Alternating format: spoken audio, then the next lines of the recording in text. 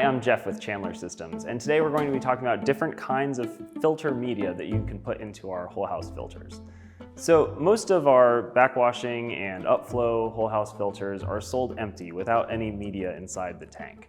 And we do this because there's a wide range of different kinds of media that you can put into those tanks. So if you look at our website or at our catalog, you won't necessarily see a neutralizer filter or a carbon filter. You'll just see whole house filter. And what makes it a specific kind of filter is the type of media that you put in there. So we're going to talk about a few different kinds.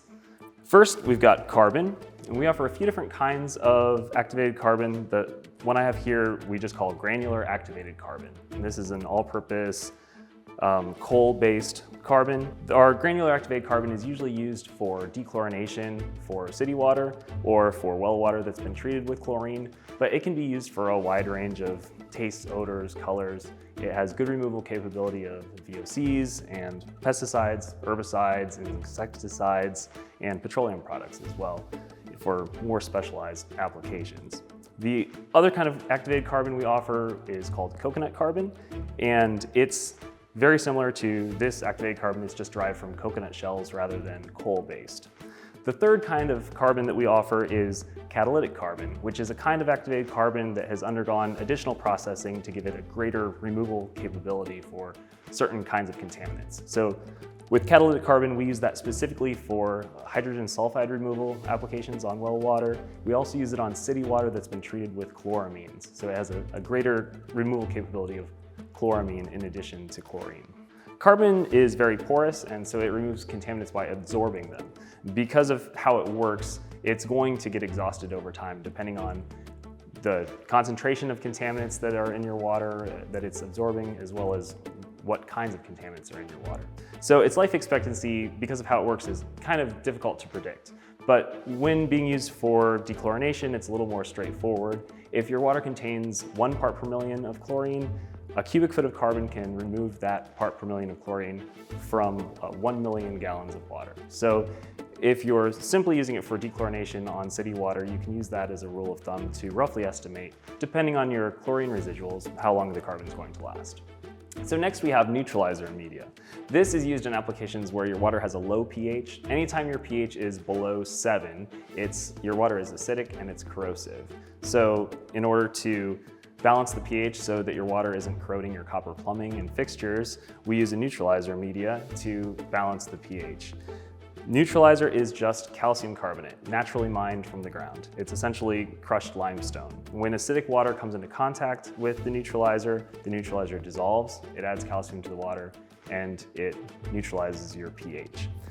Now, this will work down to about 6.0. If your pH range is anywhere in the 6s, this is all you need. You can put this in a backwashing filter or an upflow filter.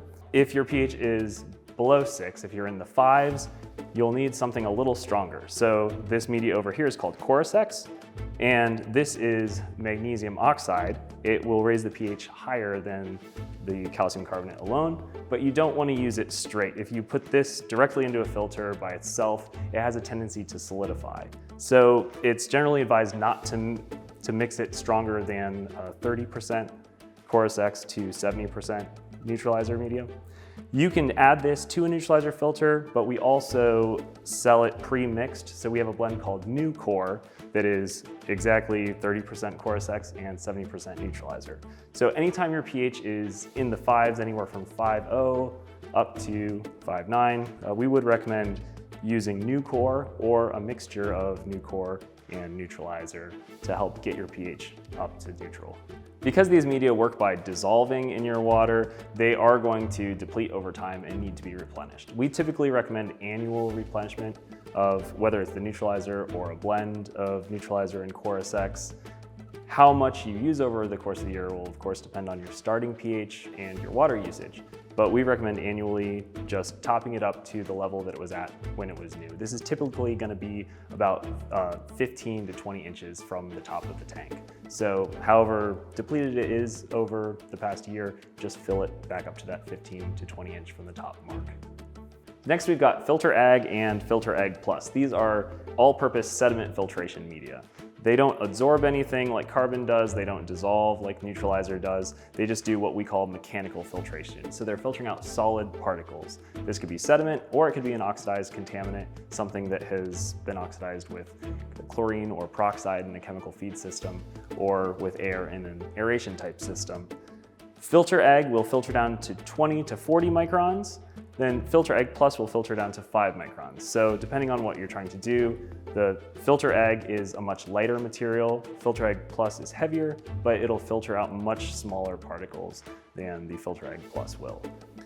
Because these media don't really deplete or get exhausted in any kind of way, they should last a very long time and never really need to be changed out until you begin to experience pressure loss through your system. Finally, I've got a couple different kinds of iron and sulfur media here. Two of the most common iron filtration media that you'll run into are Birm and Katalox Light, and that's what I have here. They both look just like this. They consist of a base material similar to filter egg plus, but with a manganese dioxide coating around it, which helps it to oxidize dissolved iron and sulfur. Typically, these kinds of media are going to only be used in conjunction with some form of aeration or another kind of oxidizer like chlorine or peroxide. The final media I have here is Smart Blend, and this is a general purpose iron and sulfur media. This is what comes standard with all of our aeration filters, and it's a special blend of media that we mix up here. It filters down to 5 microns, it is chemical resistant, so it plays well with chlorine, peroxide, ozone, and it will also elevate your pH somewhat, so if your pH is moderately low, it will help to bump that up as well.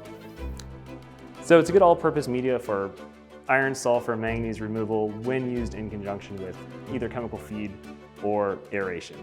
Life expectancy for either of these kinds of media is really going to depend on your water quality and your usage, but most people tend to get 5 to 8 years out of it.